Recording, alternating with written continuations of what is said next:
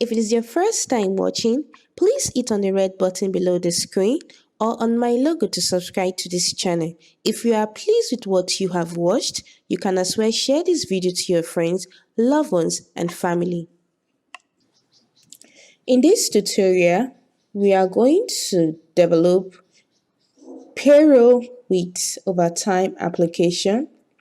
If the hours worked for an employee is greater than 40, then the base pay of the employee will be the hourly paid rate, that is the fixed amount, times 40. 40 is the hours per week, the hours for a week. Then the overtime hours is the hours worked minus 40. Overtime pay is the overtime hours times hourly paid rate times 1.5. Then the gross pay is the base pay plus the overtime pay.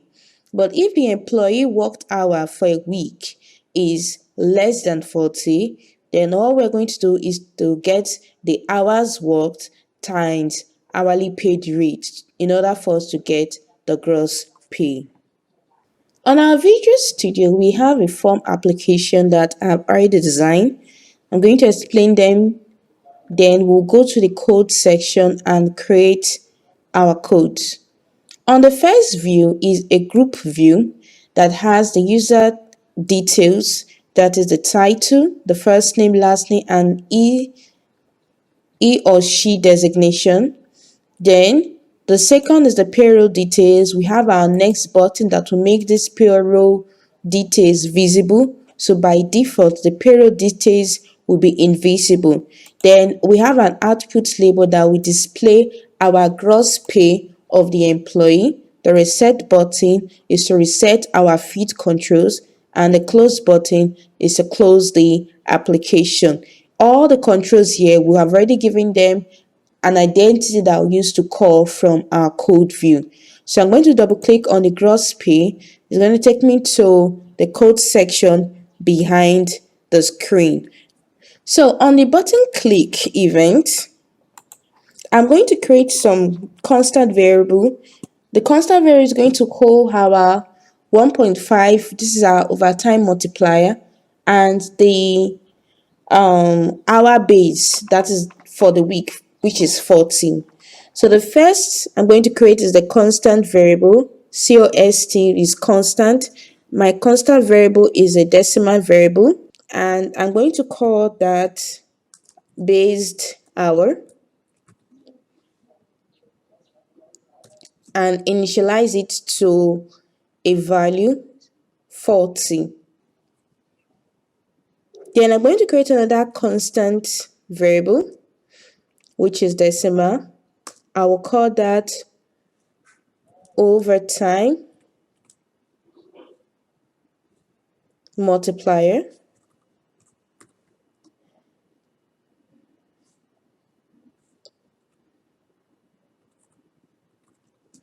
And I'm going to initialize that to our value that we have from the first view, 1.5.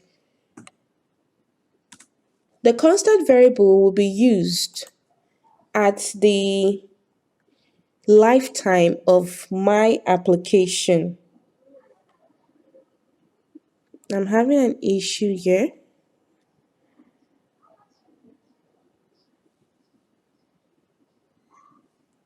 Okay. Now, when you're dealing with decimal, you have to put m in front of it because we'll be dealing with some calculation. So I'm going to put m in front of it. Initially, it recognized the 1.5 as a floating decimal. So if you want to change it to decimal to work, you put m in front of it to indicate that this variable is a decimal variable and the value that is holding a decimal. So the first decimal variable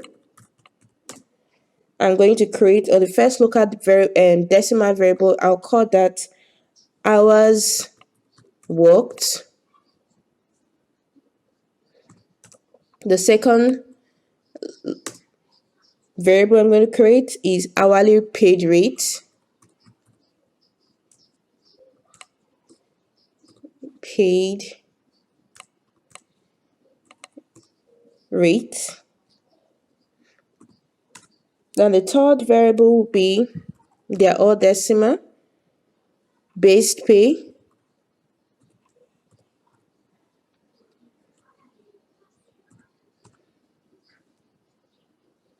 Another decimal will be overtime hour.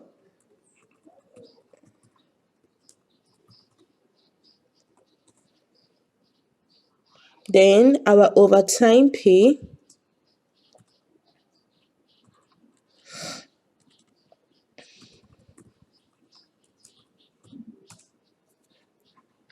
I'm going to have an error there. Then the next is our gross pay.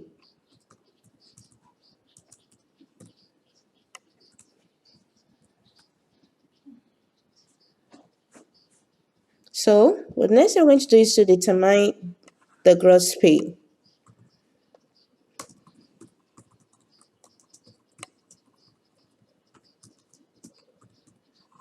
And in order to do that, I need to terminate this. And in order to do that, I'm going to make use of some if else statements.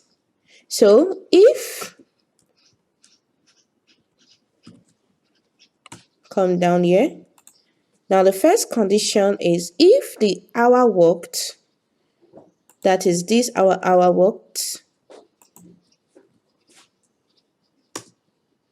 is greater than the based hour, then it should do some condition. But before we get this hour worked, we need to pass, because this hour word is coming from our front view, that is this variable here, this text box. The text box is called txt hour work. So I'm going to pass the information from this hour work to that variable. So in order to do that, I'll come to this place below and I'll paste my text box dot text, my hour work will be equals to this dot text. Well, I'm going to pass the decimal, pass it to decimal. So I'll have decimal dot pass in bracket my hour work textbooks.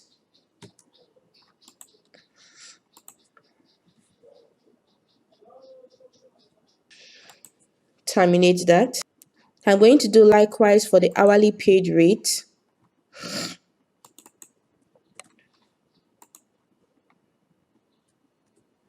For my hourly paid rate,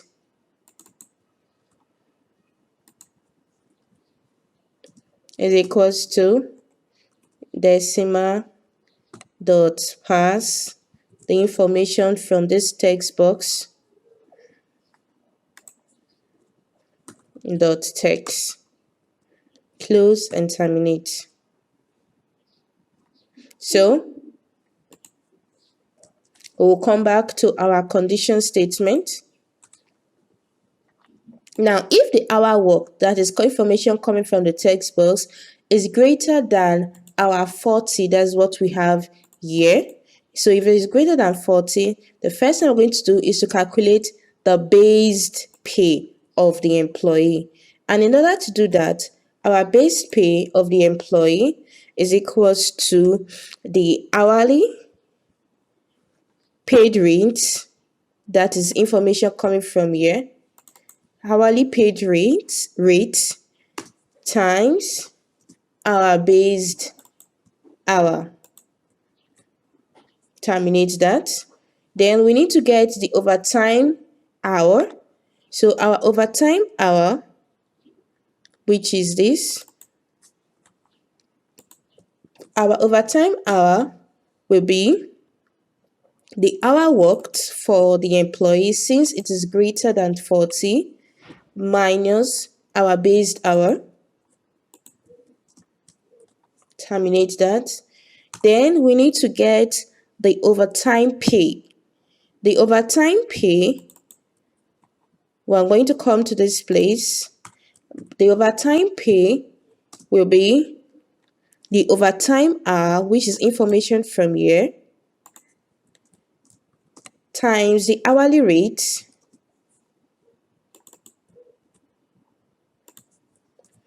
times our 1.5. What is our 1.5? This overtime multiplier.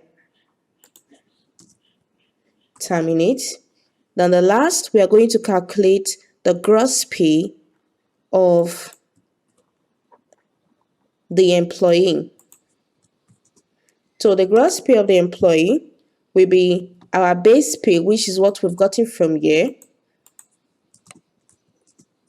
plus the overtime pay.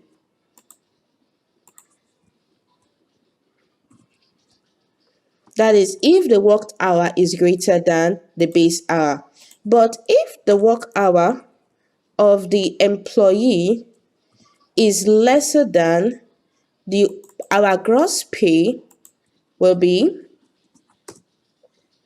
the overtime, the worked hours or the hours worked for the week times the hourly rate.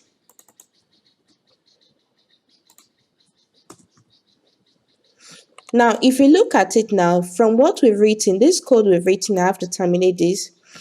If you look at it from the code we've written, is almost similar to the information we have on our view. So the next thing we're going to do is to pass the information from our gross pay to my output label.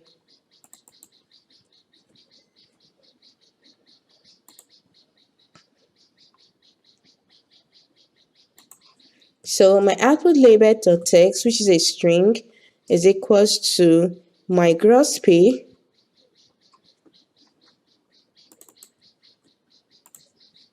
is equals to my gross pay dot to string. I'm going to convert that to a currency. Since I'm dealing with value, then I'll terminate this statement.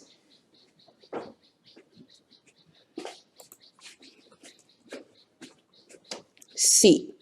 So, like I said, by default, the payroll details is going to be invisible. So I'm going to copy this group control name. It's called group box 2. So at initializing of the application, the group box will be false. Dot visible equals to false. Terminate. So when I click on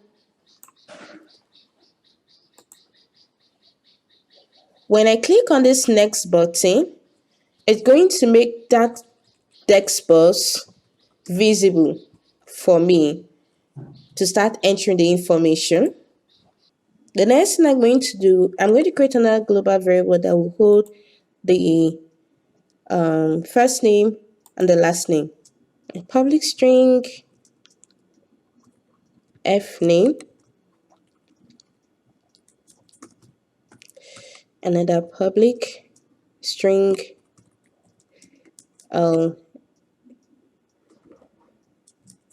name. So I'm come back to this place where I have my output label. I'll paste this information here. And I'm going to create another variable named string full name. And my string full name is equals to my f name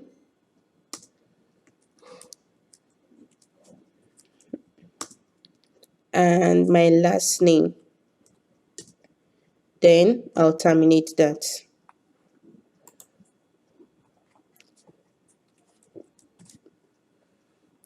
So I'm going to give a space in between them because by the time the names will come out, they will be combined together.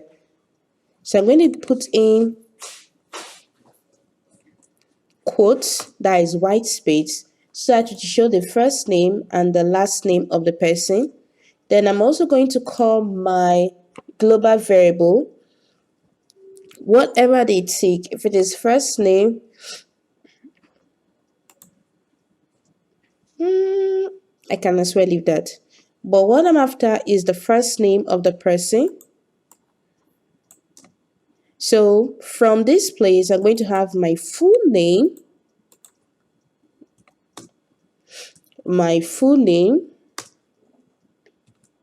plus the gross amount paid. I'm going to also give a space because I don't want the two information to be combined together.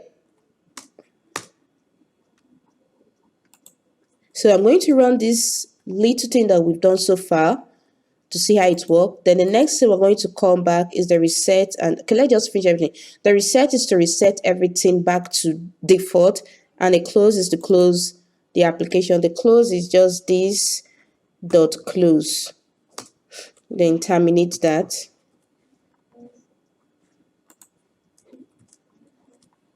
Then the reset is to reset everything back to default.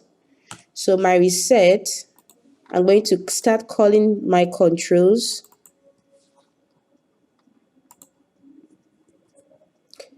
The text is equals to empty, terminate that. I'm going to do this for almost all the control. So now that we are done with everything in the application, we are going to run it and see how it goes.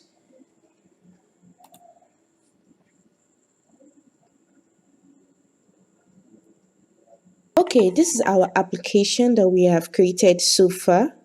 So when you click on the next button, it displays the payroll details information. But we are going to write some conditional statement that if any of these details here, the first name, the last name, or the designation is empty, the payroll details should not be displayed. So I'm going to go back to that place and write the code. So I'll click on my next button. I'm going to write some conditional statements. Okay, so if we have our first name equals to empty, the last name empty, and the designation is equals to empty, then our payroll details should be false. But if all the information are filled with something, then the details information will be visible true. So I'm going to run the application. Let's see it.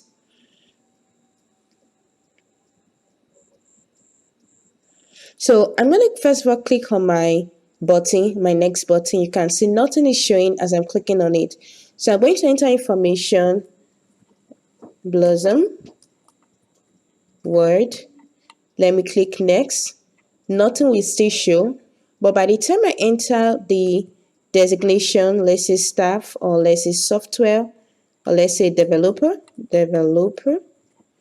and I click on my next button, you can see the hours worked will be, the payroll details information will be visible for you to see. So I'm going to enter the hour work. Let's say I work 54 hours in a week, and my rate is 1,000 per hour. So by the time I click on calculate gross, I will see $61,000 for a month. If I hit on the reset button, it will reset everything for me. You click on close, it will close the application for you. If you haven't subscribed to this channel, please hit on the red button below the screen or on my logo to subscribe to this channel. You can as well share to your friends, your family, and also stay safe. Thank you.